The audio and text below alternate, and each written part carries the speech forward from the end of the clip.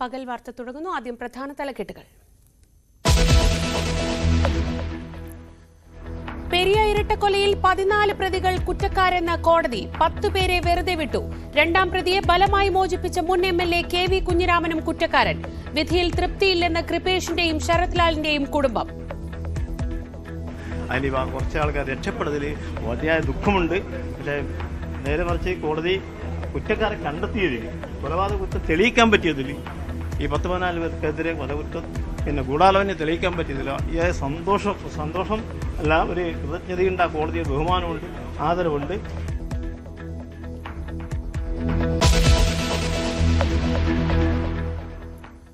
മുൻ പ്രധാനമന്ത്രി ഡോക്ടർ മൻമോഹൻ സിംഗ് ഇനി ചരിത്രം.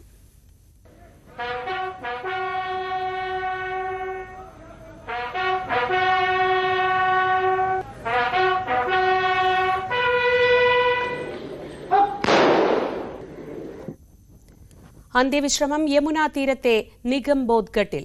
അന്ത്യാഞ്ജലി അർപ്പിച്ച് രാഷ്ട്രപതിയും പ്രധാനമന്ത്രിയും അടക്കമുള്ള പ്രമുഖർ.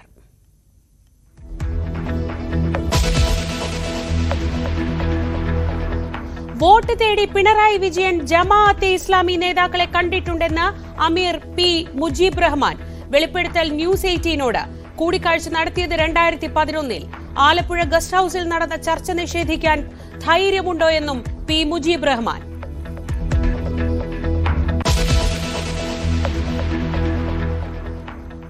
തമിഴ്നാട്ടിൽ വാഹനാപകടത്തിൽ 3 മലയാളികൾ മരിച്ചു.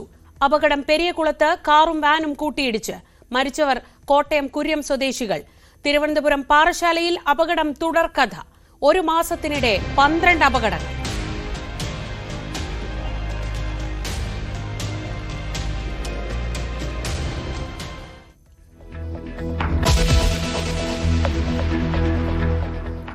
ഗവർണർ ആരിഫ് മുഹമ്മദ് ഖാന് സംസ്ഥാന സർക്കാരിന്റെ യാത്രയയപ്പില്ല.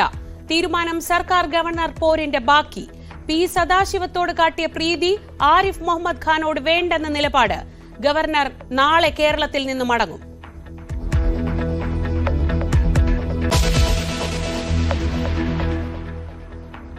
CPI-യിലും പെരുമാറ്റച്ചട്ടം നടപ്പാക്കാൻ തീരുമാനം. പാർട്ടി അംഗങ്ങളും നേതാക്കളും മദ്യപിക്കരുതെന്ന് പ്രധാന നിർദ്ദേശം. നേതാക്കളുടെ ഒറ്റയ്ക്കുള്ള പിരിവും വിലക്കി. CPM പത്തനംതിട്ട ജില്ലാ സമ്മേളനം തുടരുന്നു. പ്രതിനിധി സമ്മേളനം MV ഗോവിന്ദൻ ഉദ്ഘാടനം ചെയ്തു.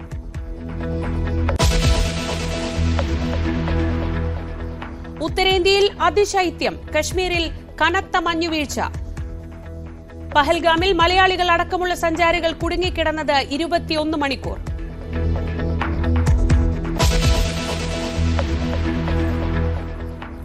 മെൽബണിൽ അവിസ്മരണീയ ചെറുത്തുനിൽപ്പുമായി ഇന്ത്യൻ വാലറ്റം. 8ാമനായി ഇറങ്ങി നിതീഷ് റെഡ്ഡിക്ക് സെഞ്ചുറി. വാഷിംഗ്ടൺ സുന്ദരൻ അർദ്ധ സെഞ്ചുറി. ഇന്ത്യയുടെ മാനം കാത്ത് 8ാം വിക്കറ്റ് കൂട്ടുകെട്ട്.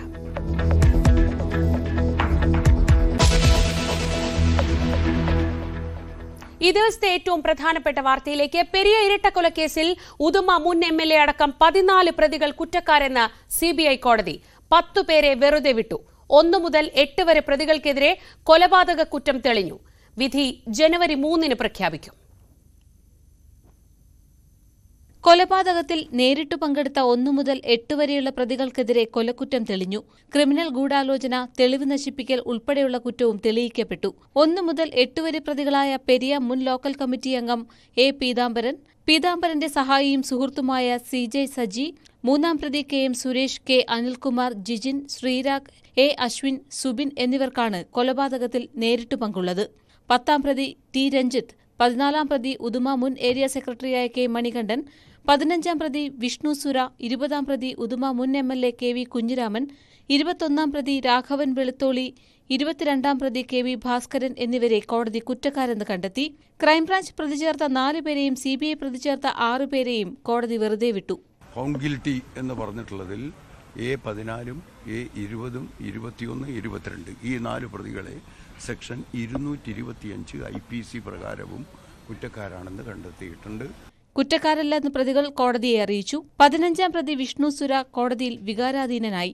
ജീവിതം അവസാനിപ്പിക്കാൻ സഹായിക്കണമെന്നും വധശിക്ഷ വേണമെന്നും പ്രതി കോടതിയെ അറിയിച്ചു. പ്രതികൾക്കുള്ള ശിക്ഷ ജനുവരി 3 വിധിക്കും. ന്യൂസ് 18 കൊച്ചി. വിധിയിൽ തൃപ്തിയില്ലെന്ന് കൃപേഷിന്റെയും ശരത് ലാലിന്റെയും കുടുംബം. വെറുതെ വിട്ടവരും കുറ്റക്കാരാണ്. നിയമവശങ്ങൾ പരിശോധിച്ച് അപ്പീൽ പോകും. കൊലപാതകവും ഗൂഢാലോചനയും തെളിയിക്കാൻ കഴിഞ്ഞതിൽ ആശ്വാസമുണ്ടെന്നും കുടുംബാംഗങ്ങൾ പറഞ്ഞു. സംഭവിച്ചു കടുത്ത ശിക്ഷ വേണം തന്നെ ആഗ്രഹിക്കുന്നത്. സർക്കാർ കുറെ കളി കളിച്ചു. പ്രതികളാക്കിയവരിൽ കുറച്ചുപേരെ കുറ്റവിമുക്തരാക്കുകയും ചെയ്തിട്ടുണ്ട് കോടതി. എന്താണ് അതിനെക്കുറിച്ച് പറയാനുള്ളത്? CBI വരാനൊക്കെ കുറെ കഷ്ടപ്പെടേണ്ടി വന്നില്ലേ? അതെ അതെ, കുറെ കഷ്ടപ്പെടേണ്ടി വന്നു. 14 പേരെ സൃഷ്ടിച്ചതിൽ നേതാക്കന്മാർ പെട്ടു. ഈ കൂടാലയിൽ പങ്കെടുത്ത് എല്ലാം ഇത് ഒത്താശ ചെയ്ത് കൊടുത്ത ഈ KV കുഞ്ഞിരാമൻ എന്ന് പറഞ്ഞ വീട്ടിൽ പോയി സ്വന്തം പിതാവിന്റെ ഭാര്യയുടെ മൊഴി മാറ്റി പറയാൻ ഇതൊക്കെയാണ് പിന്നാണ്.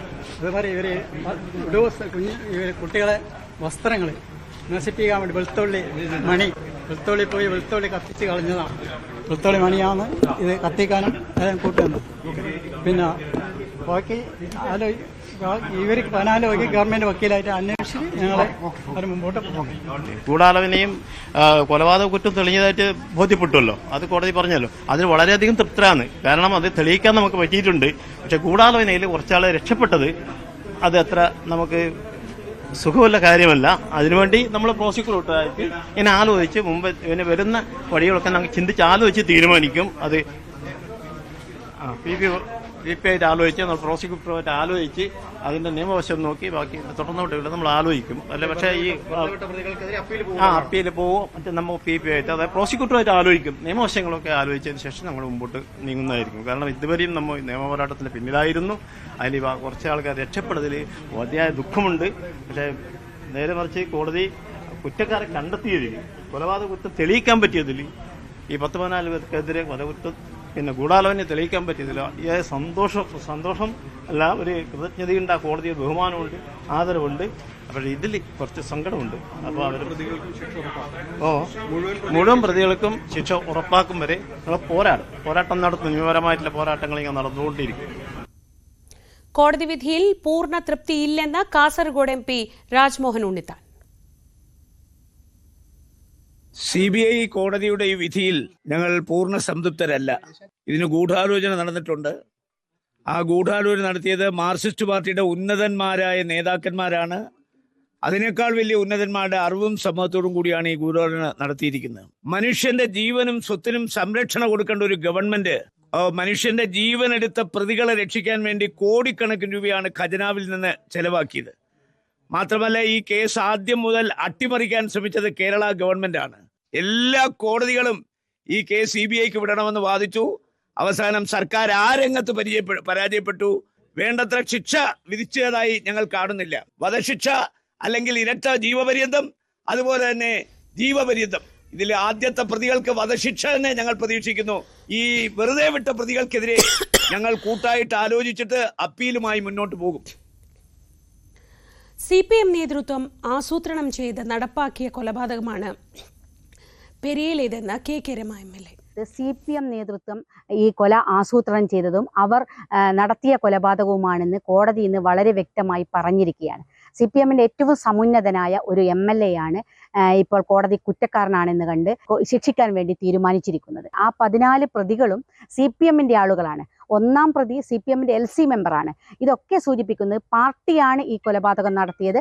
പാർട്ടി ആസൂത്രണം ചെയ്ത് 2 ചെറുപ്പക്കാരെ കൊല്ലാൻ തീരുമാനിച്ചു എന്നതാണ്.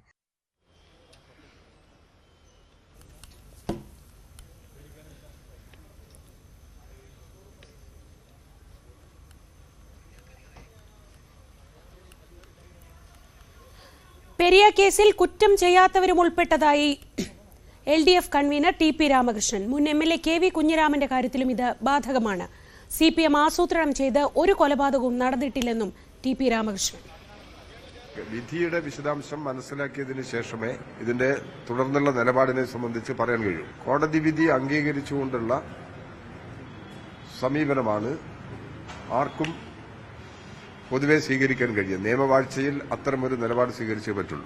ഇതിൽ ഈ കേസിൽ നിരപരാധികളായിട്ടുള്ള ആളുകൾ ഉൾപ്പെട്ടിട്ടുണ്ട്. അതിന്റെ എല്ലാം വിശദാംശങ്ങൾ പരിശോധിച്ച് നിയമ നടപടി സ്വീകരിക്കാനേ സാധിക്കുള്ളൂ. കുറ്റം ചെയ്യാത്തവർ ആ കേസിൽ പെട്ടിട്ടുണ്ട് എന്നാണ് മനസ്സിലാക്കുന്നത്. നിയമ നടപടിക്ക് സാധ്യതകളുണ്ടെന്ന് ആ സാധ്യതകൾ അവർ സ്വാഭാവികമായിട്ട് ഇതിൽ നിരപരാധികളായിട്ടുള്ള ആളുകളുണ്ടെങ്കിൽ അവർ പരിശോധിക്കല്ലോ.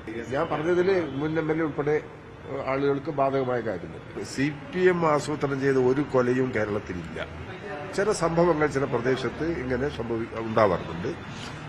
അതിന്റെ മെറിറ്റ് വെച്ച് പരിശോധിച്ചെങ്കിലേ പറയാൻ കഴിയും. CPM നേതാക്കന്മാര് ഇതിന്റെ അകത്ത് പ്രതികളാണെങ്കിൽ സ്വാഭാവികമായിട്ട് അതിന്റെ കാര്യങ്ങൾ പരിശോധിക്കല്ലോ. ഇത് കാസർകോട്ടുള്ള പ്രശ്നമാണ്, ഇതൊരു സ്റ്റേറ്റ് ഇഷ്യൂ അല്ല. CBI കെട്ടിപ്പൊക്കിയ കഥ വിശ്വസനീയമല്ലെന്ന് കോടതി പറഞ്ഞതായി പ്രതിഭാഗം അഭിഭാഷകൻ CK ശ്രീധരൻ. തനിക്കെതിരായ രാഷ്ട്രീയ വിമർശനങ്ങൾ ഇപ്പോൾ പ്രസക്തമല്ലെന്നും ശ്രീധരൻ പറഞ്ഞു. പ്രതികരണം ചോദിച്ചപ്പോൾ വഴി തടസ്സപ്പെടുത്താതെ മാറി നിൽക്കൂ എന്ന മുൻ MLA KV കുഞ്ഞിരാമന്റെ മറുപടി.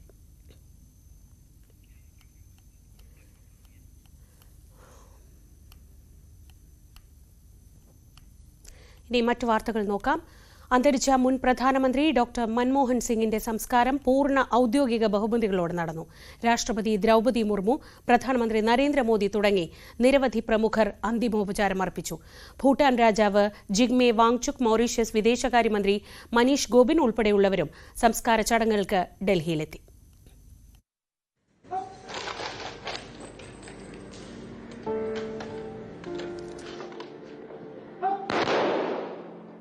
ആചാരവിടികൾ മുഴങ്ങി ക്രാന്തദർശിയായ ആ ഭരണാധികാരിക്ക് രാജ്യത്തിൻ്റെ യാത്രാമൊഴി പൂർണ്ണ ഔദ്യോഗിക ബഹുമതികളോടെ.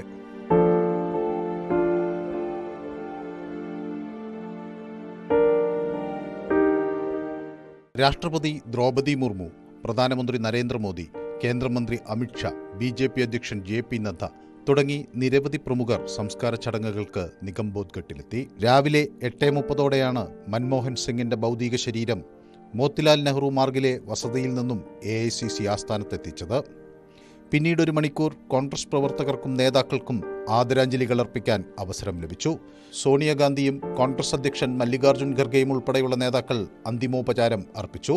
AICC ആസ്ഥാനത്ത് നിന്ന് ഭൗതിക ശരീരം വിലാപയാത്രയായാണ് നിഗംബോധ്ഘട്ടിലേക്ക് കൊണ്ടുപോയത്.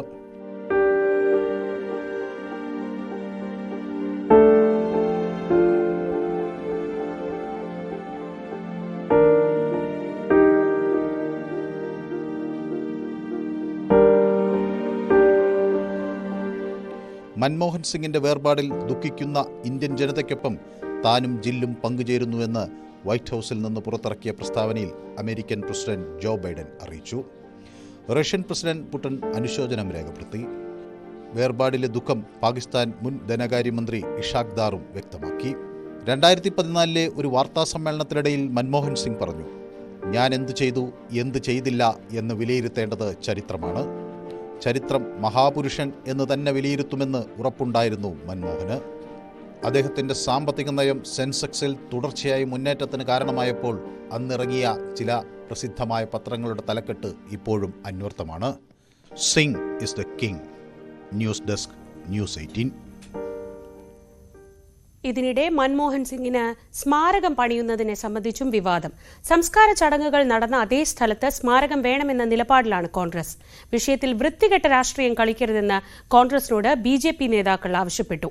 പ്രണബ് മുഖർജിയെയും PV നരസിംഹറാവുവിനെയും മരണത്തിൽ കോൺഗ്രസ് മറന്നെന്ന ആരോപണവും സാമൂഹ്യമാധ്യമങ്ങളിൽ വ്യാപകമായി പ്രചരിച്ചു.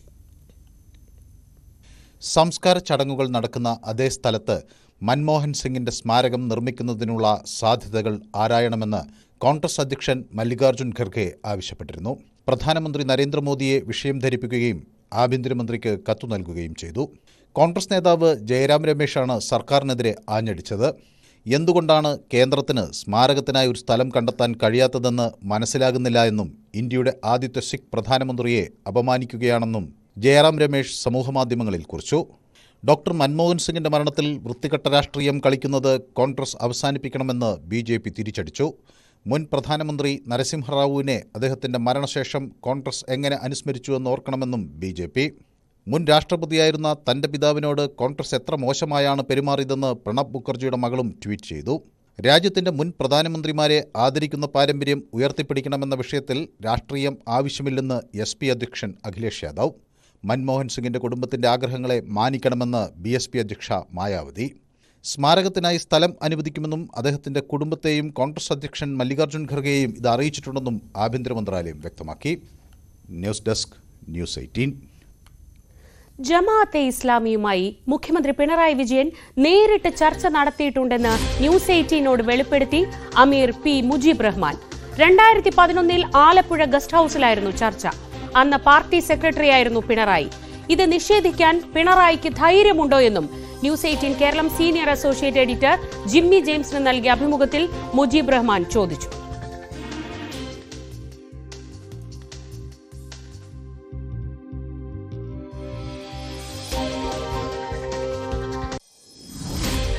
ഇത്തരം പിന്തുണ പ്രഖ്യാപനം ഏകപക്ഷീയമായിരുന്നോ അതോ തമ്മിൽ ചർച്ച ചെയ്തിട്ടാണോ? CPM നേതാക്കൾ നിങ്ങളുടെ അടുത്തേക്ക് വന്നോ, നിങ്ങൾ അങ്ങോട്ട് പോയോ? രണ്ടു കൂട്ടരും പരസ്പര സൗകര്യമുള്ള സംവിധാനം ഉപയോഗപ്പെടുത്തി ഒരുമിച്ചിരുന്ന് ചർച്ച ചെയ്തതിന് ശേഷമാണ് പിന്തുണ കൊടുത്തത്.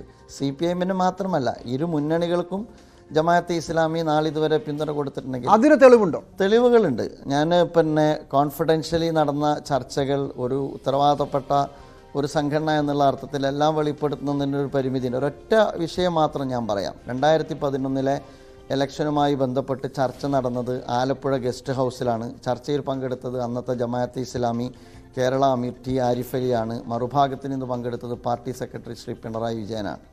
ജമാഅത്തെ ഇസ്ലാമി CPM-നെ പിന്തുണച്ചതിന് പാർട്ടി രേഖകൾ തന്നെ ധാരാളമാണ്, നിയമസഭാ രേഖകൾ ധാരാളമാണ്. അഥവാ പാർട്ടി രേഖ വളരെ കൃത്യമായിട്ട് ദേശാഭിമാനി പത്രം, നിയമസഭാ രേഖയിൽ ശ്രീ ആര്യയുടെ മുഹമ്മദിന് കോടിയേരി ബാലകൃഷ്ണൻ കൊടുത്ത മറുപടി, പിണറായി വിജയൻ പത്രസമ്മേളനം നടത്തിയതിൻ്റെ വീഡിയോ കട്ടിങ്സ് എന്ന് തുടങ്ങി നിരവധി തെളിവുകൾ ഇതുമായി ബന്ധപ്പെട്ട് ഓൾറെഡി ഡോക്യുമെൻ്റഡ് ആയിട്ട് വിഷ്വലായിട്ടും പ്രിൻ്റഡായിട്ടും നമ്മുടെ മുമ്പിലുണ്ട്. തൃശൂർ മേയർ MK വർഗീസിനെതിരായ വിമർശനത്തിൽ VS സുനിൽകുമാറിനെ തള്ളി CPI തൃശൂർ ജില്ലാ ഘടകം. സുനിൽകുമാറിന്റേത് വ്യക്തിപരമായ അഭിപ്രായമെന്ന് CPI ജില്ലാ സെക്രട്ടറി KK വത്സരാജ് പ്രതികരിച്ചു. ആഘോഷവേളകളിലെ സന്ദർശനത്തെ രാഷ്ട്രീയമായി കാണേണ്ടതില്ലെന്നാണ് CPIയുടെ നിലപാട്. അല്ല, ഞങ്ങൾ തെരഞ്ഞെടുപ്പിന്റെ സമയത്ത് മേയർ എടുത്ത ചില നിലപാടുകളിൽ CPIക്ക് കടുത്ത വിയോജിപ്പുണ്ടായിരുന്നു. ആ വിയോജിപ്പ് ഞങ്ങൾ മേയറോട് പറഞ്ഞിട്ടുണ്ട്, ഇടതുപക്ഷ ജനാധിപത്യ മുന്നണിക്കകത്ത് ചർച്ച ചെയ്തിട്ട് ഞങ്ങൾ പരസ്യമായി മാധ്യമങ്ങളോടും പറഞ്ഞിട്ടുള്ളതാണ്. അദ്ദേഹം BJPയുടെ സ്ഥാനാർത്ഥി എന്ന രീതിയിൽ സുരേഷ് ഗോപിയെ കണ്ടുകൊണ്ട് ഒരു നിലപാടുകൾ എടുക്കേണ്ടതായിരുന്നു. അതിൽ അദ്ദേഹത്തിൻ്റെ ഭാഗത്ത് ചില വീഴ്ചകൾ ഉണ്ടായിട്ടുണ്ട്. ആ വീഴ്ചകൾ ഞങ്ങൾ ചൂണ്ടിക്കാണിച്ചിട്ടുണ്ട്. അദ്ദേഹം അത് അഡ്മിറ്റ് ചെയ്തിട്ടുണ്ട്. അത് തിരുത്തി LDF പിന്തുണയ്ക്കുന്ന മേയർ എന്ന രീതിയിലുള്ള പ്രവർത്തനങ്ങളുമായി മുന്നോട്ട് പോകുമെന്ന് പറയുകയും ചെയ്തിട്ടുണ്ട്. അതേസമയം പറഞ്ഞതിൽ ഉറച്ചു നിൽക്കുന്നതായി VS സുനിൽകുമാർ ആവർത്തിച്ചു. ഞാൻ പറഞ്ഞ LDFന്റെ തീരുമാനപ്രകാരമാണല്ലോ അദ്ദേഹം മേയറായിരിക്കും. അതിനൊന്നും യാതൊരു പ്രശ്നമില്ലെന്ന്. അതൊക്കെ അതുപോലെ തുടരും. അത് സുരേന്ദ്രൻ തന്നെ വ്യക്തമാക്കി. സുരേന്ദ്രന്റെ പോസ്റ്റിൽ തന്നെ അത് വ്യക്തമായിട്ട് പറഞ്ഞിട്ടുണ്ട്. ഏറ്റവും അവസാനം പറഞ്ഞ വാക്കുണ്ടല്ലോ, അത് തന്നെയാണ് അതിന്റെ മറുപടി. കറക്റ്റ് മറുപടി മാന്യമായ നിലയിൽ തന്നെ BJP പ്രസിഡന്റ് പറഞ്ഞിട്ടുള്ളത്. പിന്നെ അതിന് വേറെ ഞാൻ അത് വിവാദാക്കേണ്ട കാര്യമില്ല. തമിഴ്നാട് തേനി പെരിയകുളത്ത് വാഹനാപകടത്തിൽ 3 മലയാളികൾ മരിച്ചു. കോട്ടയം സ്വദേശികളാണ് മരിച്ചത്. കാറും മിനി ബസും കൂട്ടിയിടിച്ചാണ് അപകടമുണ്ടായത്. ഇന്ന് പുലർച്ചെ 5:30 തേനി പെരിയകുളത്താണ് അപകടം. കോട്ടയം കുറുവിലങ്ങാട് സ്വദേശികൾ സഞ്ചരിച്ച കാറും മിനി ബസും കൂട്ടിയിടിക്കുകയായിരുന്നു. കാർ യാത്രക്കാരായ ജെയിൻ തോമസ്, സോണിമോൻ KJ കാഞ്ഞിരത്തിങ്കൽ, ജോബീഷ് തോമസ് അമ്പലത്തിങ്കൽ എന്നിവരാണ് മരിച്ചത്. ഇവർക്കൊപ്പമുണ്ടായിരുന്നയാൾ ഗുരുതരമായി പരിക്കേറ്റ് ചികിത്സയിലാണ്. സുഹൃത്തുക്കളായ 4 പേരും വേളാങ്കണ്ണി സന്ദർശനം കഴിഞ്ഞ് മടങ്ങുകയായിരുന്നു. മിനി ബസ്സിൽ സഞ്ചരിച്ച 15ഓളം പേർക്കും പരിക്കുണ്ട്. ഇവർ തേനി മെഡിക്കൽ കോളേജിൽ ചികിത്സയിലാണ്. ഇടിയുടെ ആഘാതത്തിൽ കാറും ബസ്സും മറിഞ്ഞു. ഏർക്കാടിലേക്ക് പോയ ബസ്സാണ് അപകടത്തിൽപ്പെട്ടത്. ന്യൂസ് 18 തേനി. പാർട്ടി അംഗങ്ങൾക്കും നേതാക്കൾക്കുമുള്ള പെരുമാറ്റച്ചട്ടം കർശനമായി നടപ്പാക്കാൻ CPI തീരുമാനം. നേതാക്കളും പാർട്ടി അംഗങ്ങളും മദ്യപിക്കരുതെന്നാണ് പ്രധാന നിർദ്ദേശം. നേതാക്കളുടെ ഒറ്റയ്ക്കുള്ള പിരിവും വിലക്കി. എന്നാൽ പാർട്ടി ഘടകങ്ങൾക്ക് സ്വീകരിക്കാവുന്ന സംഭാവനയുടെ പരിധി ഉയർത്തിയിട്ടുണ്ട്. 1992 തൃശൂരിൽ ചേർന്ന പ്രത്യേക സംഘടനാ സമ്മേളനമാണ് പാർട്ടി അംഗങ്ങൾക്ക് പെരുമാറ്റച്ചട്ടം തയ്യാറാക്കിയത്. ഇന്നലെ അവസാനിച്ച സംസ്ഥാന കൗൺസിൽ അതിൽ ഭേദഗതികൾ വരുത്തി. പാർട്ടി അംഗങ്ങളും നേതാക്കളും മദ്യപിക്കരുതെന്നാണ് പ്രധാന നിർദ്ദേശം. മദ്യപാനം ഒരു ശീലമാക്കുകയോ പൊതുസ്ഥലങ്ങളിൽ മദ്യപിച്ച നിലയിൽ പങ്കെടുത്ത് പാർട്ടിയുടെ യശസ്സിന് കളങ്കമുണ്ടാക്കുകയോ ചെയ്യരുത്. മദ്യവർജനമാണ് പാർട്ടി നയം. പാർട്ടിയുടെ പിരിവിനും കർശനമായ നിയന്ത്രണങ്ങളുണ്ട്. പിരിവിന് പാർട്ടി നിർദ്ദേശിച്ചിട്ടുള്ള പെരുമാറ്റച്ചട്ടവും മാർഗനിർദ്ദേശങ്ങളും കർശനമായി പാലിക്കണം. നേതാക്കളുടെ ഒറ്റയ്ക്കുള്ള പിരിവ് വിലക്കി. നേതാക്കൾ ഒരുമിച്ചു പോയേ സംഭാവനകൾ സ്വീകരിക്കാൻ പാടുള്ളൂ. അതത് ഘടകങ്ങൾ നിർദ്ദേശിച്ചാൽ മാത്രമേ പിരിവിന് ഇറങ്ങാവൂ. കളങ്കിത വ്യക്തികളിൽ നിന്നോ സ്ഥാപനങ്ങളിൽ നിന്നോ സംഭാവന സ്വീകരിക്കരുതെന്നും കർശന നിർദ്ദേശമുണ്ട്. ഒരാളിൽ നിന്നോ ഒരു സ്ഥാപനത്തിൽ നിന്നോ സ്വീകരിക്കാവുന്ന തുകയുടെ പരിധി ഉയർത്തി. ബ്രാഞ്ചുകൾക്ക് ഒരാളിൽ നിന്ന് പരമാവധി 3000 രൂപ വരെയും ലോക്കൽ കമ്മിറ്റികൾക്ക് 10,000 രൂപ വരെയും സ്വീകരിക്കാം. മണ്ഡലം കമ്മിറ്റികൾക്ക് ഒരാളിൽ നിന്ന് പരമാവധി 50,000 രൂപയാണ് പിരിച്ചെടുക്കാൻ കഴിയുന്നത്. ജില്ലാ കമ്മിറ്റികൾക്ക് 1,00,000 രൂപ വരെയും സ്വീകരിക്കാം. ഇക്കാര്യങ്ങൾ പാലിക്കുന്നുണ്ടെന്ന് ഉറപ്പുവരുത്താൻ മേൽഘടകങ്ങൾക്കും നിർദ്ദേശം നൽകും. പാർട്ടി കമ്മിറ്റികളിൽ ഉയർന്ന പ്രായപരിധി 75 വയസ്സെന്നത് ഈ സമ്മേളനകാലത്തും മാറ്റമില്ലാതെ തുടരും. V Arun, news 18, Thiruvananthapuram. IAS തലപ്പത്തെ ചേരിപ്പോര് അസാധാരണ നിയമ പോരാട്ടത്തിലേക്ക് നീങ്ങുന്നു. പ്രത്യക്ഷത്തിൽ തന്നെ കടുത്ത അച്ചടക്ക ലംഘനമാണ് N പ്രശാന്ത് നടത്തിയതെങ്കിലും തിരക്കിട്ട് നടപടി ഉണ്ടാവില്ലെന്നാണ് സൂചന. നിയമോപദേശത്തിന് ശേഷം തുടർ നീക്കങ്ങൾ മതിയെന്നാണ് തീരുമാനം. തീർത്തും അസാധാരണമായ സാഹചര്യം. സംസ്ഥാനത്തെന്ന് മാത്രമല്ല, രാജ്യത്ത് തന്നെ മുൻപുണ്ടായിട്ടില്ലാത്ത നീക്കമാണ് N പ്രശാന്തിന്റെ ഭാഗത്തു നിന്നും ഉണ്ടായത്. അതുകൊണ്ട് തന്നെ എന്തു ചെയ്യണമെന്ന കാര്യത്തിൽ സർക്കാരിനും വ്യക്തതയില്ല. പിന്തുടരാൻ മുൻ മാതൃകകളുമില്ല. നിയമോപദേശത്തിന്റെ കൂടി അടിസ്ഥാനത്തിലാണ് പ്രശാന്ത് നീങ്ങുന്നതെന്നാണ് വിലയിരുത്തൽ. അതിനാൽ സർക്കാരിന്റെ തുടർ നീക്കവും വ്യക്തമായ നിയമോപദേശത്തിന് ശേഷമാകും. പ്രശാന്തിന്റേത് ഗുരുതര അച്ചടക്ക ലംഘനമാണെന്ന് സർക്കാർ വിലയിരുത്തുന്നു. എന്നാൽ എല്ലാ പഴുതുകളും അടച്ചുള്ള നടപടിയാണ് സർക്കാർ ആഗ്രഹിക്കുന്നത്. ചീഫ് സെക്രട്ടറി നൽകിയ ചാർജ് മെമ്മോയ്ക്ക് മറുപടി നൽകുന്നതിന് പകരമാണ് ചീഫ് സെക്രട്ടറിയോട് മറുപടി ആവശ്യപ്പെട്ട് സ്പെഷ്യൽ സെക്രട്ടറിയായ പ്രശാന്ത് കത്ത് നൽകിയത്. ഡോക്ടർ A ജയതിലകിനെതിരെയുള്ള പരസ്യ വിമർശനത്തിന് സസ്പെൻഷനിലാണ് പ്രശാന്ത്. സസ്പെൻഷനിൽ തുടരുമ്പോഴും പരസ്യ വിമർശനം ആവർത്തിച്ചതിനാലാണ് ചാർജ് മെമ്മോ നൽകിയത്. അപ്പോഴും ചീഫ് സെക്രട്ടറിയെയും സർക്കാരിനെയും വെല്ലുവിളിക്കുന്ന നീക്കമാണ് പ്രശാന്ത് നടത്തിയത്. ഏതായാലും സിവിൽ സർവീസ് ചരിത്രത്തിലെ തന്നെ അത്യസാധാരണമായ നിയമയുദ്ധത്തിനാണ് കളമൊരുങ്ങുന്നത്. ന്യൂസ് 18, തിരുവനന്തപുരം. സ്ഥാനമൊഴിയുന്ന ഗവർണർ ആരിഫ് മുഹമ്മദ് ഖാന് സംസ്ഥാന സർക്കാർ യാത്രയയപ്പ് നൽകില്ല. മുൻ ഗവർണർ ജസ്റ്റിസ് P സദാശിവത്തിന് സർക്കാർ ഹൃദ്യമായ യാത്രയയപ്പ് നൽകിയിരുന്നു. അതേസമയം ഗവർണർക്ക് രാജ്ഭവൻ ജീവനക്കാർ നൽകാനിരുന്ന യാത്രയയപ്പും റദ്ദാക്കി. സംസ്ഥാനത്തെ പുതിയ ഗവർണറായി രാജേന്ദ്ര വിശ്വനാഥ് ഹാർലേക്കർ ജനുവരി 2-ന് ചുമതലയേൽക്കും.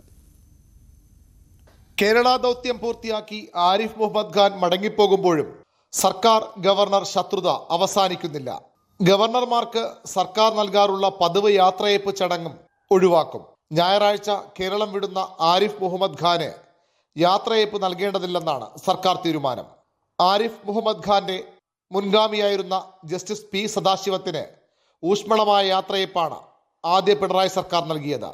രാജ്ഭവനിലെ യാത്രയയപ്പ് സമ്മേളനത്തിന് പുറമെ മാസ്കറ്റ് ഹോട്ടലിൽ മുഖ്യമന്ത്രിയുടെ നേതൃത്വത്തിൽ യാത്രയയപ്പ് നൽകി. ചില വിഷയങ്ങളിൽ സർക്കാരുമായി അഭിപ്രായ ഭിന്നത ഉണ്ടായിരുന്നെങ്കിലും സദാശിവത്തെ വാനോളം പുകഴ്ത്തിയാണ് അന്ന് മുഖ്യമന്ത്രി ഉൾപ്പെടെയുള്ളവർ സംസാരിച്ചത്.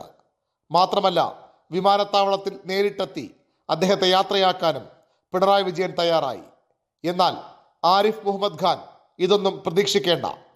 സർക്കാരിനെ ഇത്രയേറെ പ്രതിസന്ധിയിലാക്കുകയും മുഖ്യമന്ത്രി ഉൾപ്പെടെ സംശയനിലയിൽ നിർത്തുകയും ധനമന്ത്രിയോടുള്ള പ്രീതി നഷ്ടപ്പെട്ടെന്ന് പരസ്യമായി പറയുകയും ചെയ്ത ആരിഫ് മുഹമ്മദ് ഖാനോട് അത്ര മമത വേണ്ടെന്നാണ് സർക്കാർ നിലപാട്.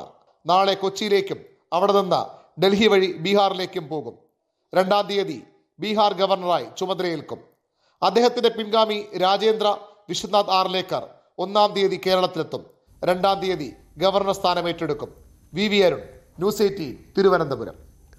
4 വിമത വൈദികർക്കെതിരെ കടുത്ത നടപടിയുമായി എറണാകുളം അങ്കമാലി അതിരൂപത. ബസലിക്ക അഡ്മിനിസ്ട്രേറ്ററായിരുന്ന ഫാദർ വർഗീസ് മണവാളനെ വൈദിക വൃത്തിയിൽ നിന്ന് വിലക്കി. Father Joshy Vezhaparambil, father Thomas Valookaran, father Benny Palatty എന്നിവർക്കും വിലക്കുണ്ട്. ബസലിക്ക, തൃപ്പൂണിത്തുറ, പാലാരിവട്ടം, മാതാനഗർ എന്നീ ഇടവകകളുടെ ചുമതല ഒഴിയാത്തതിനെ തുടർന്നാണ് നടപടി. 4 വിമത വൈദികരോടും പ്രീസ് ഹോമിലേക്ക് മാറാൻ മാർ ബോസ്കോ പുത്തൂർ അന്ത്യശാസനം നൽകി.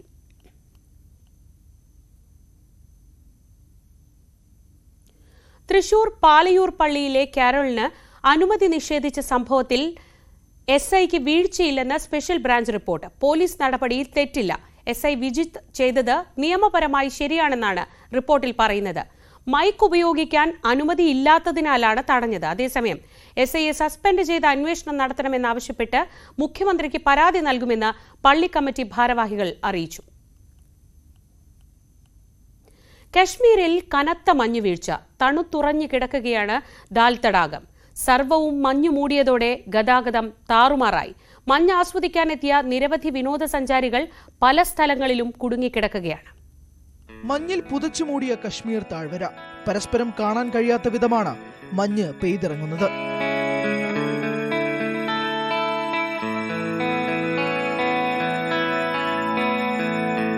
കുളിർപ്പിക്കുന്ന കാഴ്ചകളെങ്കിലും പക്ഷേ മഞ്ഞുവീഴ്ചയിൽ ഗതാഗതം താറുമാറായത് 18 മണിക്കൂറിലധികമാണ്.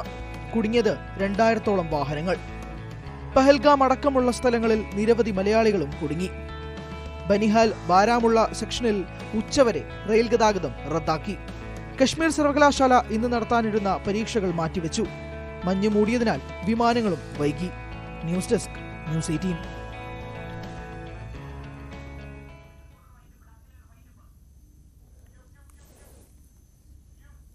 പക്ഷിപ്പനി പ്രതിരോധത്തിലെ മാനദണ്ഡങ്ങൾ തീരുമാനിക്കുന്നതിൽ കൂടുതൽ പഠനങ്ങൾ നടത്തണമെന്ന ആലപ്പുഴയിലെ കർഷകർ.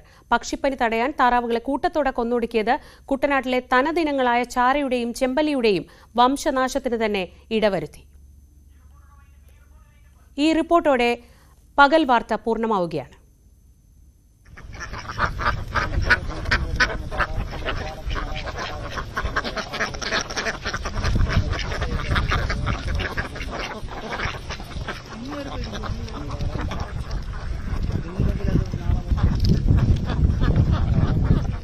പക്ഷിപ്പനി നിരോധനത്തിന്റെ കേരളത്തിലെ ചരിത്രത്തിൽ തന്നെ ഏറ്റവും നീണ്ട കാലയളവിലൂടെയാണ് കർഷകർ കടന്നു പോകുന്നത്. H5N1 സ്ഥിരീകരിച്ച ആലപ്പുഴ, പത്തനംതിട്ട, കോട്ടയം ജില്ലകളിലെ കർഷകർ അഭിമുഖീകരിച്ചത് സമാനതകളില്ലാത്ത പ്രതിസന്ധിയാണ്. ആലപ്പുഴ ജില്ലയിലെ ചെറുതന പഞ്ചായത്തിലായിരുന്നു ആദ്യം വൈറസ് ബാധ കണ്ടെത്തിയത്. പിന്നീട് അത് 3 ജില്ലകളിലേക്ക് വ്യാപിച്ചു. അവിടെയുള്ള മുഴുവൻ വളർത്തുപക്ഷികളുടെയും ഇറച്ചിയുടെയും മുട്ടയുടെയും വിപണനവും മൃഗസംരക്ഷണ വകുപ്പ് തടഞ്ഞു.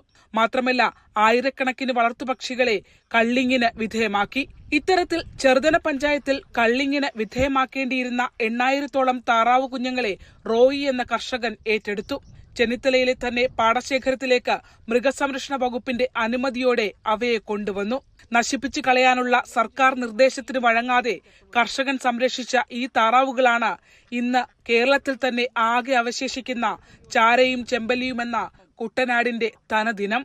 അന്ന് ഇതിനെ കൊന്നിരുന്നെങ്കിൽ ഇപ്പോൾ ഈ കുട്ടനാട്ടിൽ ഈ താറാവ്, കേരളത്തിലെ താറാവ് നഷ്ടപ്പെട്ടു പോയിരുന്നു. കേരളത്തിൽ എൻ്റെ ഈ താറാവ്, ഞങ്ങളുടെ ഈ ഒരു കൂട്ടം താറാവല്ലാതെ, ഈ 3000 താറാവല്ലാതെ കേരളത്തിൽ താറാവില്ല. എൻ്റെ അറിവിൽ ഒരു താറാവില്ല. ഒരു കലർപ്പും ഇല്ലാത്ത ചാരയും ചെമ്പല്ലിയും താറാവാണ് ഈ കിടക്കുന്നത്. പ്രാദേശികമായി കർഷകർ സംരക്ഷിച്ച കലർപ്പില്ലാത്ത ഈ താറാവ് സർക്കാരിന്റെ ഫാമുകൾ പോലും ഇല്ല. വിരിയാറായ മുട്ടകൾ പോലും നിരോധനത്തിന്റെ ഭാഗമായി അന്ന് നശിപ്പിക്കപ്പെട്ടിരുന്നു. ഞങ്ങൾ അതുപോലെ കഷ്ടപ്പെട്ട് ഞങ്ങൾക്ക് അതുപോലെ പൈസ ചിലവാണ്. 35 രൂപ വിലയ്ക്ക് അരിയും മേടിച്ച് കോഴിത്തീറ്റയ്ക്ക് 45 രൂപ വിലയുള്ള കോഴിത്തീറ്റയും മീൻപൊടിയും ഞണ്ടും പൊടിയും അങ്ങനെ 3-4 സൈസിലെ തീറ്റയും കൊടുത്ത് ഞങ്ങൾ അതിനെ കഷ്ടപ്പെട്ട് വളർത്തുക. ഞങ്ങൾക്ക് ഇങ്ങനെ മുട്ട വിറ്റാൽ ഒരു പ്രയോജനം കിട്ടുന്നു. ഞങ്ങളുടെ ഉപജീവന മാർഗം ഞങ്ങൾക്ക് കുഞ്ഞുങ്ങളെ വിറ്റെങ്കിലേ 10 രൂപ ഞങ്ങൾക്ക് കിട്ടത്തുള്ളൂ. ഒരു താറാവിന് ഞങ്ങൾക്ക് പേരസ്റ്റോക്ക് ഒപ്പിച്ചതിന് 2000-2300 രൂപ ഒരു താറാവിന് ചിലവായി. നിരോധന കാലയളവ് ഈ 31-ന് പൂർത്തിയാകുമെങ്കിലും അടുത്ത ഈസ്റ്റർ സീസൺ പോലും കർഷകർക്ക് ലഭ്യമാകില്ല. ഒരുപക്ഷെ കർണാടകവും തമിഴ്നാടും കേരളത്തിന്റെ വിപണി തന്നെ ഇതിനോടകം കൈയടക്കി കഴിയും. ഇനിയെങ്കിലും മാനദണ്ഡങ്ങൾ പുനഃപരിശോധിക്കണമെന്നും പഠനങ്ങൾക്ക് വിധേയമാക്കണമെന്നുമാണ് കർഷകരുടെ അപേക്ഷ.